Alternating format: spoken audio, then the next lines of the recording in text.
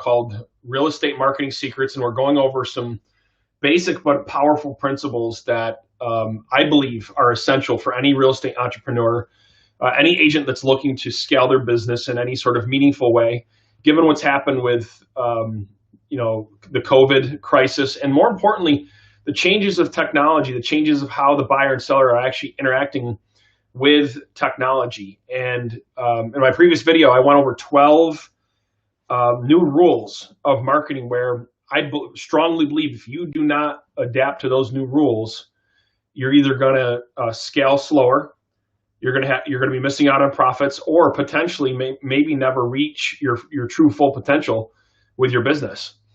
And this is kind of a part two, if you will, to the 12 rules. We're really honing in and focusing on what I call the one thing. Now, if you've heard of Gary Keller, I don't know, unless you've been living underneath a rock, if you haven't heard of Gary Keller, and the book that he published, or I think potentially co-published, he came out with this book called The One Thing.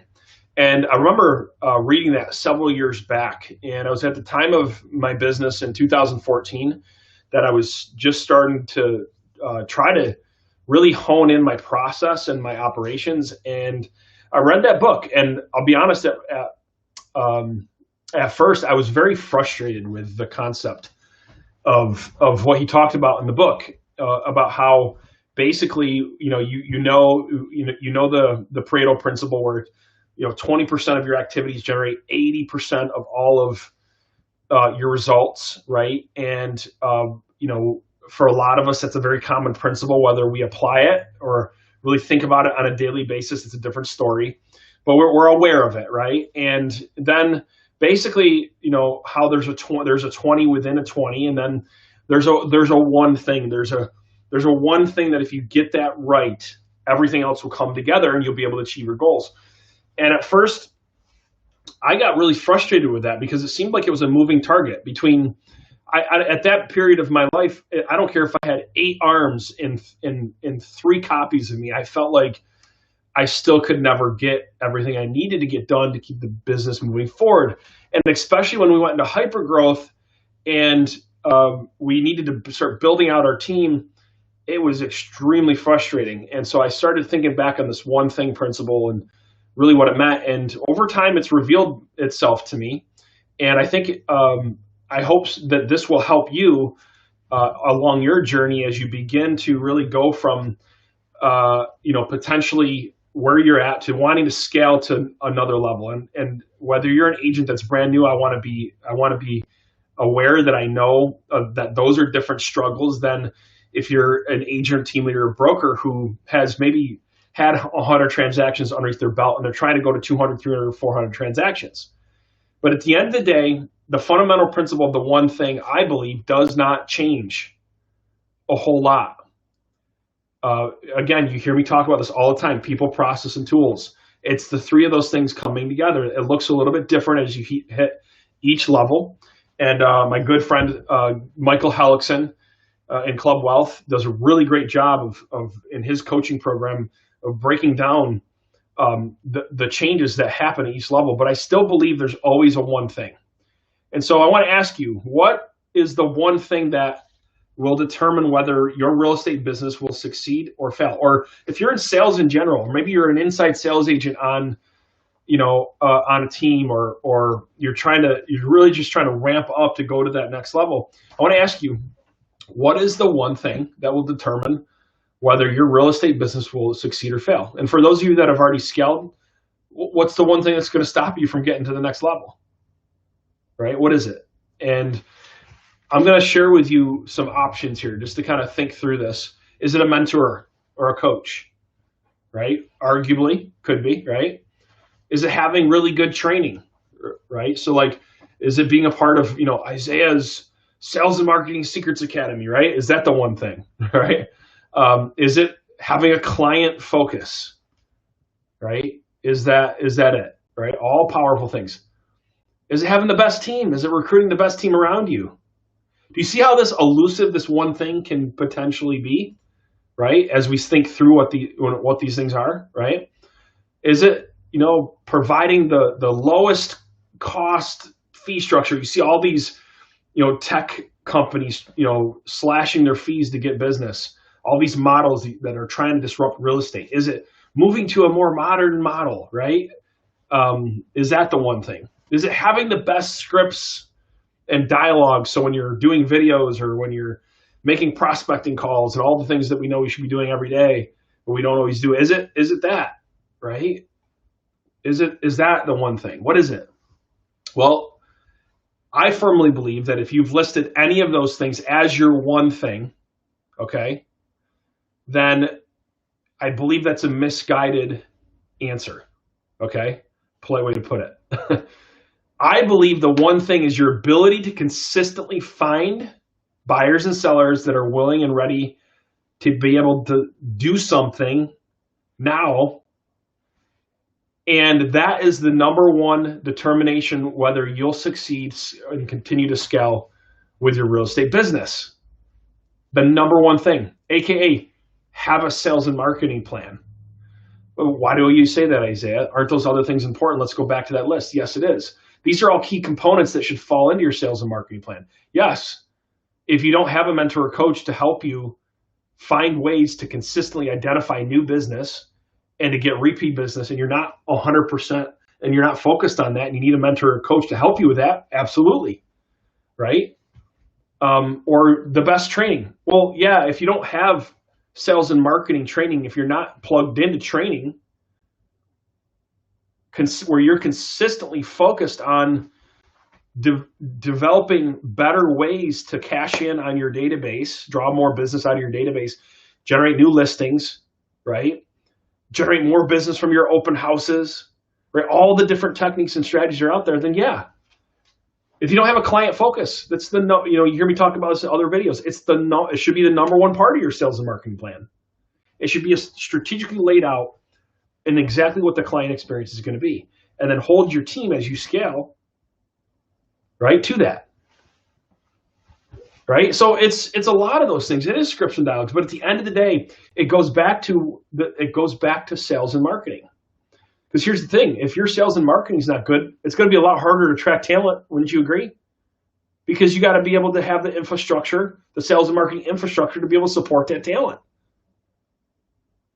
right? So, and here's the thing, the secret here, if there is one, to the one thing is that the sooner that you become hyper-focused on your marketing and hyper-focused on how to generate more sales, other than just thinking that you want to, but you're doing something on a daily basis outside of, obviously, right, the everyday business, got to make that work, but you hyper-focus on this, that's when your business will grow, is you look at your sales and marketing plan and you execute on it on a daily basis. And here's the thing. For the longest time, I used to take the little things as my sales and marketing plans as kind of like, hey, I can't do it all, right? And that will happen. But you focus on identifying those things. You put the most important things at the front of your sales and marketing plan, and you continue to chip away at it and work at it to make it better and better and better, right? And then what happens is, before you know it, you've achieved more in 1 year than some of your competition has in 5 or 6. And that's why, in my opinion, right now, with the leveraging of technology and marketing, the ability to be able to tap into the knowledge of amazing mega agents and awesome training and coaching that's out there, not just mine, but just there's a ton of awesome coaching out there. We have the ability to do more in less time and actually have an amazing quality of life doing it. Not to say there's not ups and downs, right, in that process where we have to make sacrifices. But I define marketing as anything that would and could get you a client, by the way. I think it's important because people are like, well, Isaiah, how are you defining sales and marketing? It's anything that is going to help you get a client and keep a client come back to you. That's marketing. And that's sales, right? That's what it is. It's your display ads, it's your newsletters, it's your website, it's your sales letters, it's your direct mail packages, it's your brochures, it's your ads, it's your scripts, it's your letterheads, it's your business cards, it's your signs, it's your billboards, And if it's your loyalty programs, it's all the things that if we're not spending 80% of our time focused on these things, right?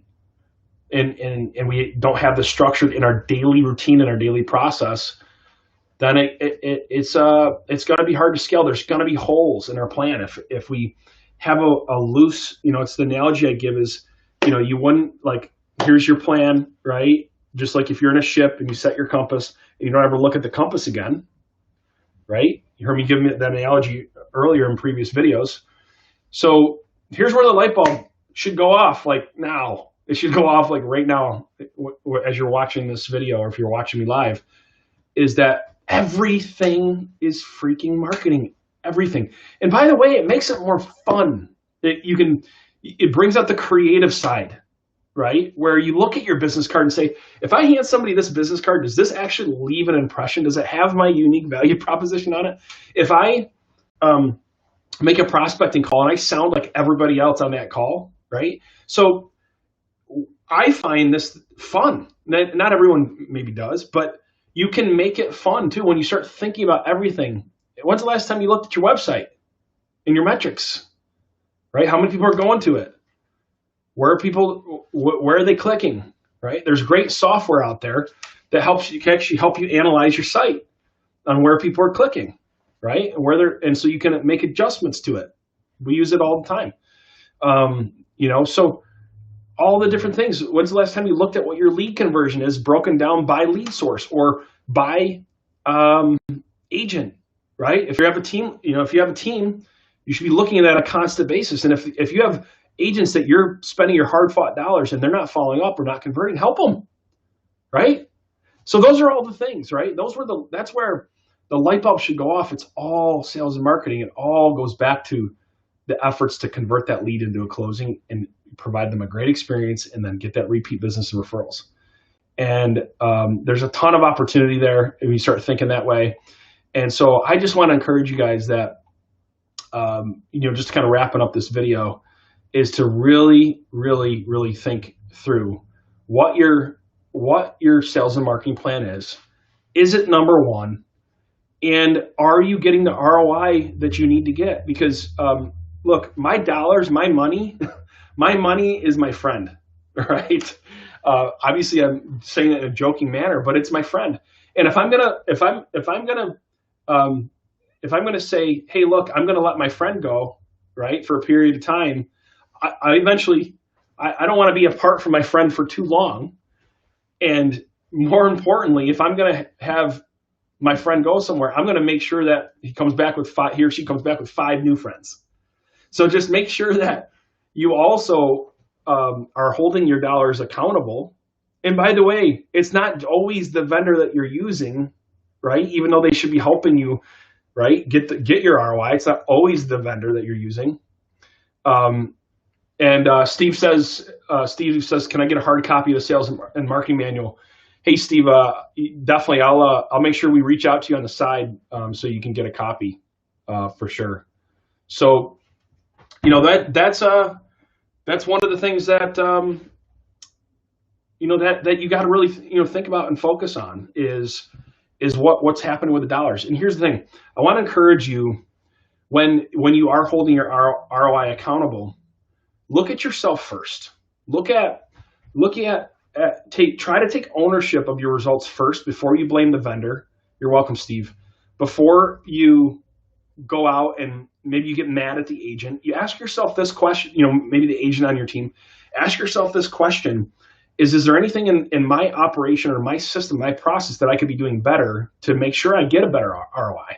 Or are my leads really junk?